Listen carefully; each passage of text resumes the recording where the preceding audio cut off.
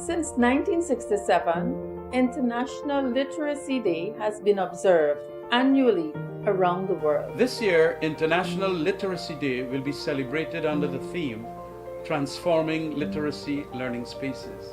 We, the members of the opposition, encourage you to join the rest of the country to drop everything and read at 11 a.m. on Thursday, the 8th of September. Reading is fundamental to learning and should not be ignored. Even as we drop everything and read, let us take this opportunity to rethink the fundamental importance of literacy learning spaces, to build resilience and ensure quality, equitable, and inclusive education for all.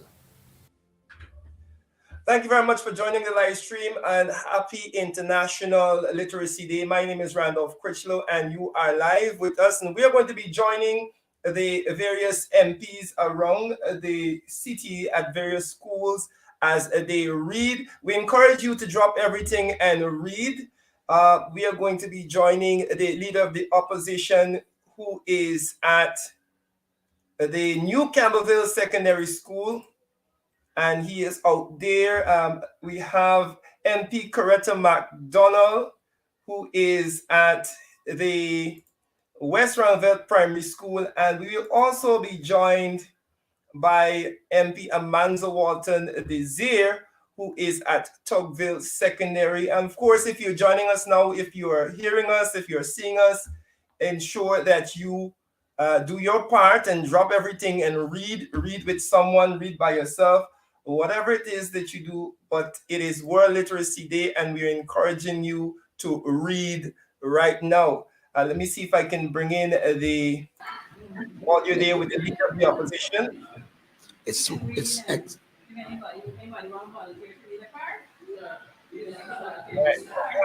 various MPs about. I will start. Which part she wants to read? She said any part. All right. Any boy, any male would like to volunteer? These males, yeah, got to shine, you know. Any male would want to volunteer to read a part? Come on, boys. Let me find you. You want to volunteer to read a part? I'll leave them if they don't want to. All right. So just, she will read a part. There's two girls said they want to volunteer. One, two. Yes. You want to read a part.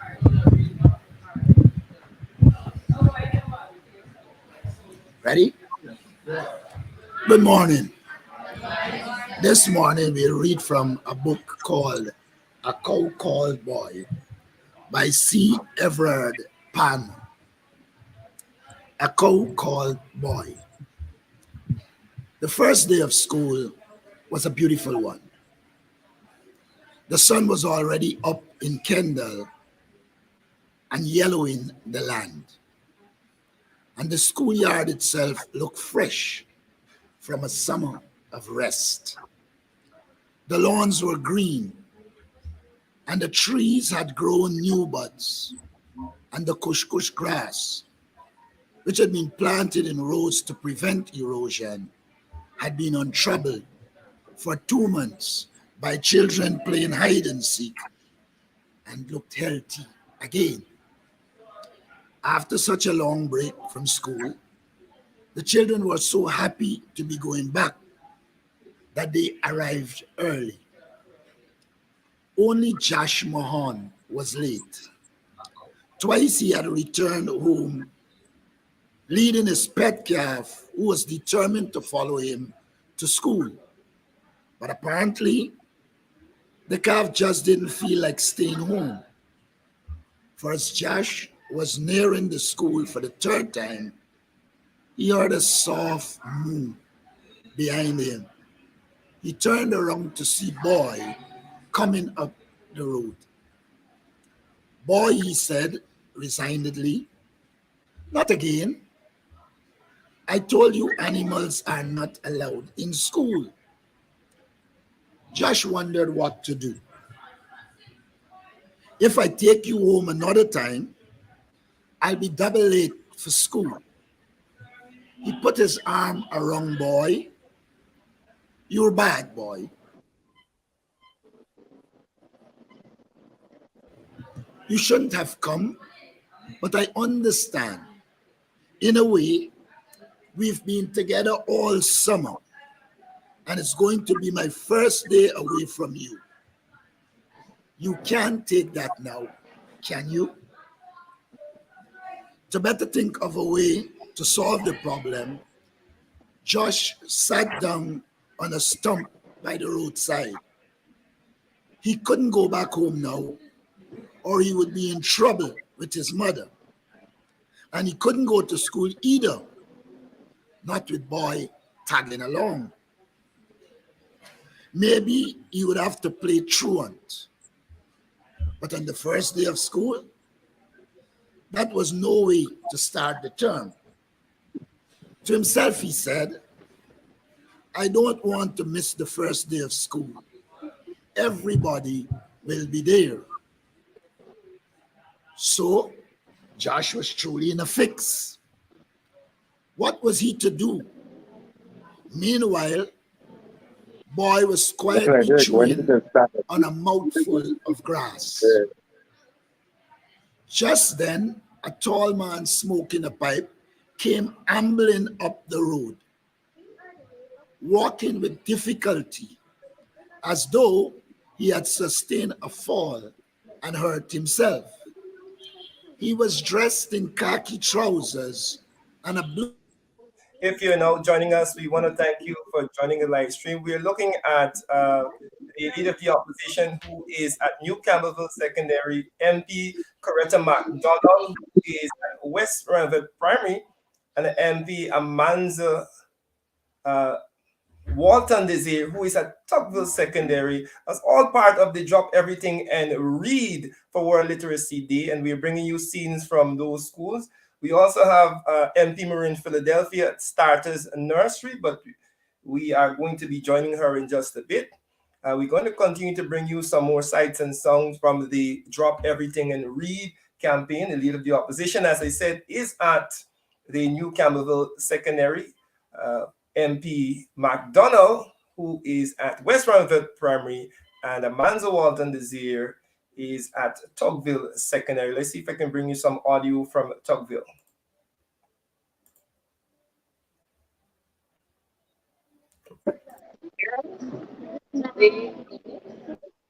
All right.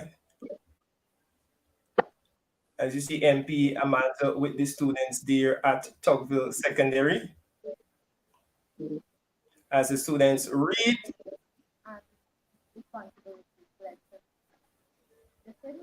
Of our country have special rights. Our right is something people are free to do.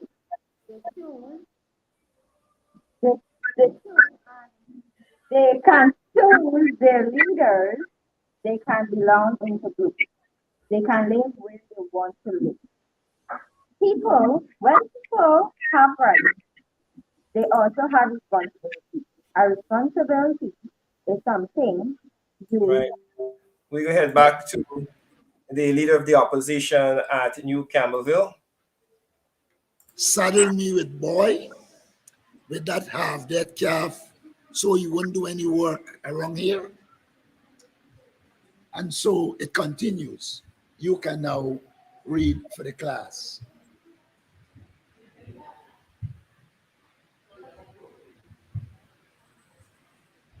Come.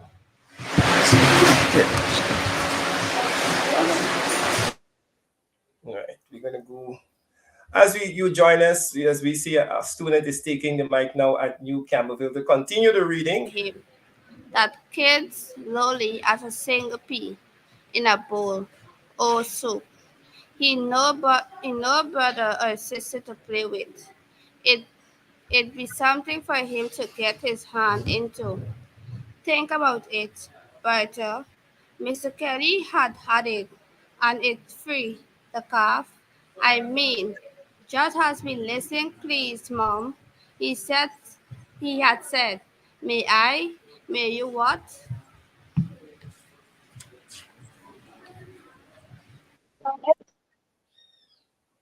And we have MP McDonald at West Ranford Primary. They sat quietly looking at the scenery. All around them, birds chirp, showing their enjoyment for a lovely day. Did you enjoy that? Okay, boys and girls. So we are going to very quickly answer two questions from this passage, and then we're going to do something else. Now, what was happening on that morning? They were One person, they were having a picnic. Who initiated that? the mother. All the mother initiated that. And so, children, I want you to understand, boys and girls, that reading is very important. And so, every day we are going to take some time off. Secondary here with MP Amanzo Walton is here.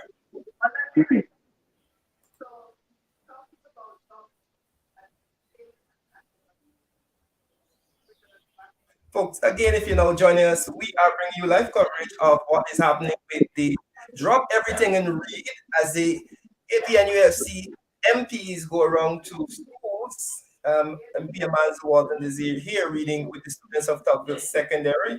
We have MP McDonald, who is Of word primary. And of course, we have the leader of the opposition, Aubrey Norton, reading with the students of Campbellville Secondary. Slow down a little, right? Don't try to push it fast. Slow down a little so you're able to stop, pause at the question mark, and stop at the full stop. Apart from that, excellent. You don't say, Mr. Kelly said. He puffed hard on his pipe, then went on. Well, I suppose you've got to stay away from school today, Josh. Either that or tie boy at home. Miss school? Josh thought. And today everybody gets his turn in front of the class to tell all he did during the holiday. Oh no! 100 no's. Suddenly, he had an idea. I won't tie him up. Mr. Kelly and I won't miss school either. I know what I can do. What? I'm taking him. Where, son? To school, sir. Mr. Kelly laughed and scratched his head. The schools are getting modern, but I don't think they moved so far as to enroll cows, Josh. Josh started walking. See you, Mr. Kelly, he said. Come on, boy. Let me know how he makes out in spelling and arithmetic, Mr. Kelly said. Arithmetic. Sorry. Mr. Kelly said, chuckling. Josh knew Mr. Kelly was making fun of him, so he did not reply.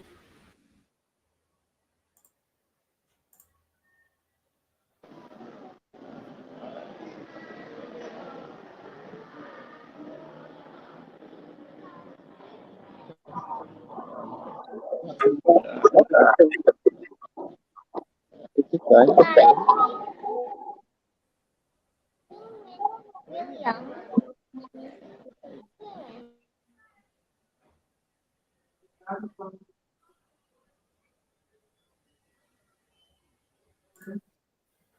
Could hear the school children singing the national anthem as they finished assembly. I have the greatest idea, boy, he said. If only Mistress Antonio will allow me, it will work. Come, one. Maybe you'll be a student for at least a little while. Well, I guessed anyway, but hurry. When they got to the side of the building, though, Josh could hear Mistress Antonio checking attendance. Karen Lawson, here, ma'am. Brad Matthew, present, ma'am. Josh Mohan, Nobody to answer. Josh Mahan, stay here, boy, he said to his pet.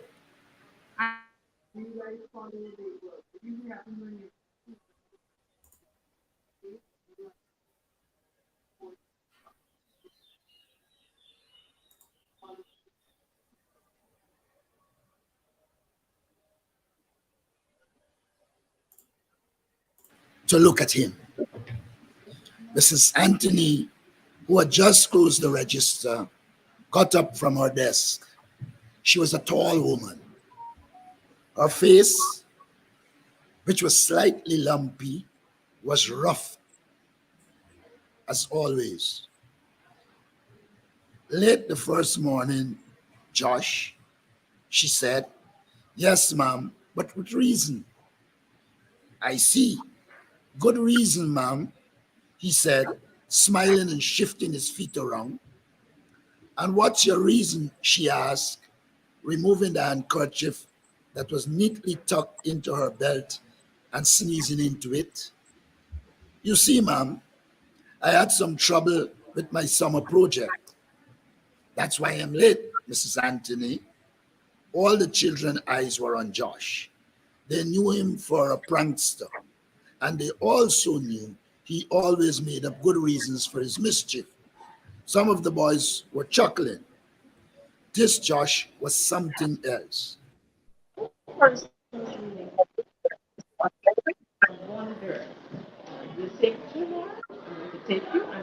Speaking very slowly, Josh knew that this was a time to watch out. When she spoke slowly and in a low tone, she didn't monkey around. "Children," she said to the others, "you've all got your projects completed, haven't you?" "Yes, ma'am," they answered enthusiastically. Some held up written accounts, beautifully bound. Paul and his brother ate their fruit salad from sandwiches. They drank a cup of my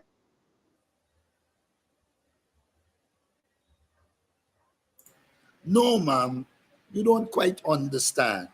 You see," but Josh was robbed of the chance to explain, for he heard the clip-clap of small hooves on the floor. Turning, he saw a boy ambling down the corridor, flicking his tongue and swishing his tail. You see, boy did indeed have some human qualities, for with his tiny horns he had opened the outer door, and he was now happy as a lark. Josh didn't know what to say. He looked wildly around. I was all he could manage. His classmates giggled. Josh quickly stepped into the room, closing the door behind him and shutting out boy. "I gather you're finished, though, Josh." "Yes, in." All right. That brings us to the end of our 15 minutes. I want to congratulate those who volunteered to read and to say to you that it is important you read. Reading demands practice. The more you read, the more you learn. The more you read, the more you learn to read and acquire knowledge. So, in the tone of the day, drop everything and read. Thank you.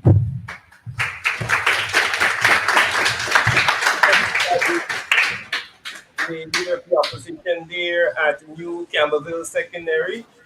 We also had MP Amanzo Walton Desir at the Tocqueville Secondary, and of course, we have MP McDonald, who is at West Roundvet Primary. So we want to say thank you very much for joining the broadcast as we end our program today.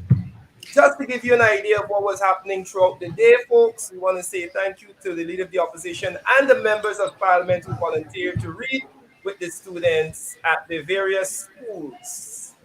All right, so we're going to be leaving you right now. We're going to be leaving you. Remember, reading is very important. Drop everything and read. We hope that those persons read today, and do enjoy the rest of your day.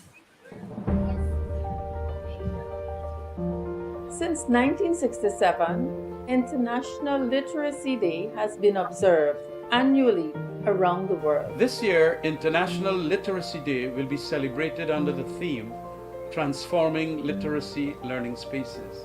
We, the members of the opposition, encourage you to join the rest of the country to drop everything and read at 11 a.m. on Thursday, the 8th of September. Reading is fundamental to learning and should not be ignored. Even as we drop everything and read, let us take this opportunity to rethink the fundamental importance of literacy learning spaces, to build resilience and ensure quality, equitable, and inclusive education for all.